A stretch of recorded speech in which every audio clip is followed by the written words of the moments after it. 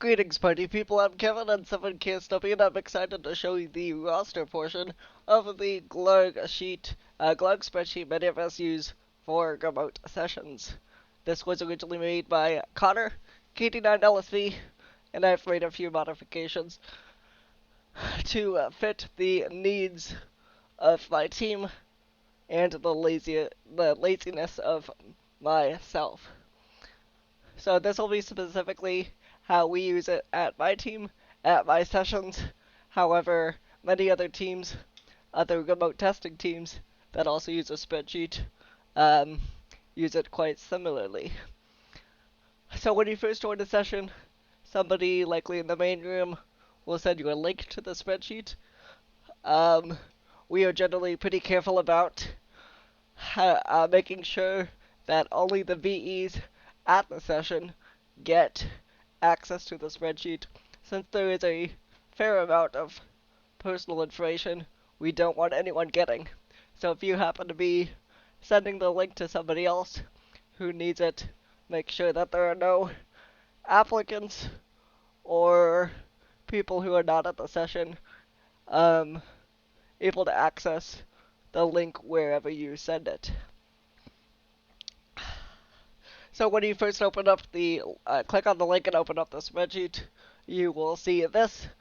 This is another tab I'll go over in a different video, but basically you can see which room you are assigned to at the session, and then once you're in that room, you can come over here to the roster and see all the lovely applicants we have at our incredible session. So all the applicant information here is a fake if you couldn't tell, so I'm not revealing any personal information in this video, just so you know. We'll go over some of the stuff we see here. We'll see the names of each of the applicants, their pins, which corresponds to their pin in exam tools. This is what test they're taking, so technician, general, or extra. Over here, if they have a call sign, we'll see it here. What time that they're scheduled to arrive. This is the time they're supposed to arrive. So you can get an idea of when people are showing up and how long we have until the next applicants appear, or should appear at least. And then in this last column here, we see what their Zoom name could look like, which is just their PIN, full name, and the test that they're taking. So in case they come in with some random effect name into the Zoom, somebody could copy this and paste it onto their Zoom name to save a little bit of typing. Cool. So when somebody shows up, or when one of these lovely applicants show up into the session, so when they join the Zoom, somebody in the main room, possibly you, if you're in there, will put in their queue number. So we can put a number in here. If Stephanie shows up first, we'll put in a 1, and then the second person will get a 2, 3, etc. And then they'll turn to show up in purple, giving a visual indication that they have arrived. And I like to have the queue number on there in case multiple people are waiting for a room, and I want to quickly decide who gets to the room next. To help with that, we might also add in a time here.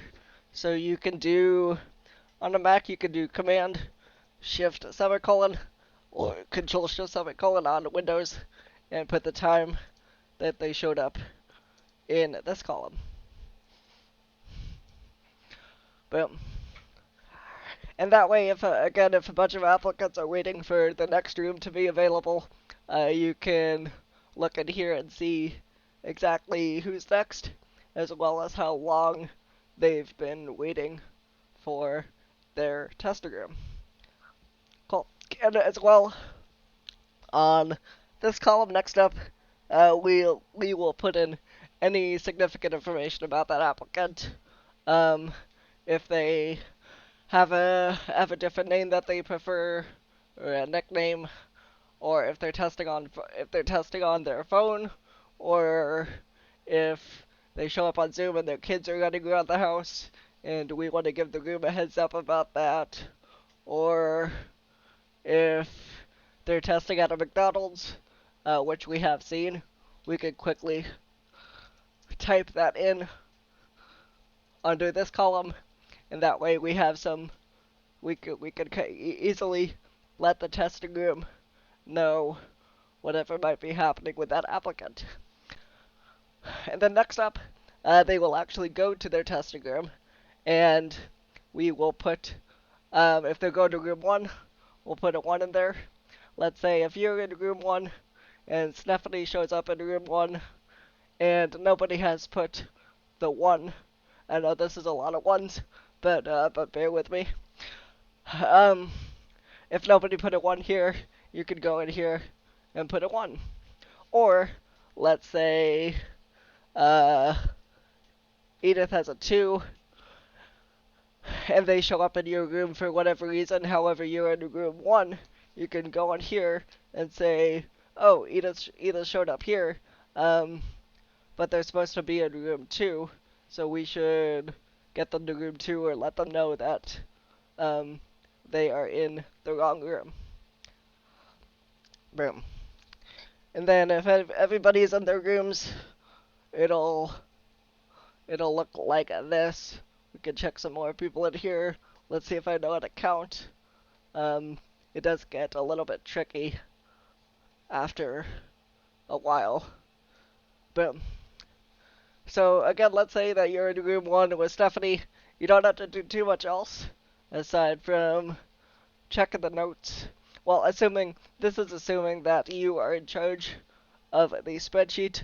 Usually the room lead will assign somebody to specifically be in charge of the spreadsheet, which means keeping an eye on it, keeping it updated for your applicants, and getting awareness of what's happening at the session from the spreadsheet. So Stephanie's in your room. You've made sure that there's a room 1 here. You know that she's testing on her phone, and let's say she passes. You could go to this column and put in a PT for past tech, since they're taking their tech, or since she's taking her tech. We could put that in here. If it doesn't go too well, we could put in a fail tech, or let's say she wants to take multiple tests after she takes tech. She decides that she has studied enough for her general, and she passes that too. We could put in past tech general, or if it doesn't go so well, past tech fail general, or past tech general and extra, past tech general fail extra, whatever happens to be the case here. Also, if she happens to want to take both, we can go here to the column that shows us what she's taking and change the tech to a tech and a general. Nope, I did not want that, just tech and general. And then we can see that she passed both here. Boom. And then let's say she's done in your room. We'll click next box in the done column, and it'll turn the applicant, it'll turn her all green. The green doesn't mean that she passed. It means that she's not. Doesn't necessarily mean that she passed. It just means that the applicant is no longer in your room, or rather that they're done testing in your room and at the session. Cool. There's some other colors that can show up as well. There's pre-check, which shows up in cyan, and ready, which shows up in orange. We don't use the pre-check and ready room quite so much because our testing sessions have gotten a bit smaller, so we don't really need those rooms. Boom. So let's progress the session a little bit here. We can see that room 2 is still testing somebody, and then maybe 3 and 4 get their new applicants. And then this person, Marek, shows up as the 7th applicant, and we'll put them in, say, group 5, for example. Um, this sheet kind of helps you gain situation awareness of what's happening at the session. So here, you can see that Jonathan is crossed out, which we do to mean that he's not going to show up at the session. He emailed us or called us or whatever and said that he's not showing up for whatever reason. So we'll go up here and we'll add a strike through to his name so that you and the group know not to expect him. So if you're in group 1 in this situation, you see that everybody else is in a testing room and that there's no other applicants. So you know that you're probably done, which is one of the reasons why the sheet is kind of helpful to see what's happening and keep track of the progression of a session. Cool. So real quick, we'll talk about. So a lot of this sheet, we're gonna talk about how not to break the spreadsheet, because that's what a lot of VEs sometimes worry about when they're first when they first start using it. So let's say another applicant registers for the session, and I want to add them. You don't actually want to add them to this sheet because what some people will do, well, I'll show you. So if we try to go to add somebody here, um, sometimes VEs will try to go here, and then so they'll add their name and then they'll add their PIN, and then they'll freak out because it looks like they just broke everything, and they're gonna get fired, and they're never ever gonna touch a spreadsheet ever again because they're afraid that they're gonna break it. To fix this, we could just do a quick undo, Command Z or Control Z. We could also click the button up here to undo, and the reason that happened is because a lot of this data, all this data, and all this data actually comes from a different sheet. So you can see there are formulas in here that pull the data from a different sheet where we import all the applicants.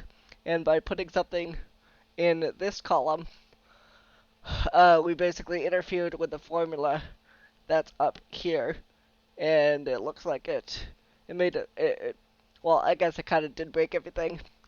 It's easily fixable. The world is not going to end, but that's the reason. So all of these columns are completely blank. They just exist for us to put data in, as well as these columns pretty much. You can put whatever you want in those. Other columns reference wasn't here, so in those, there's a formula, for example, that says if there's a number in this column, then output a certain number, and then that tells something else to turn it yellow, to turn the row yellow. However, you could put in whatever you want in here. Oops. Well, let me. And it's not going to do much. Boom. Okay. So whenever you click somewhere, you can see that this box is empty. But if you click on it, you'll see that there's actually a formula in there.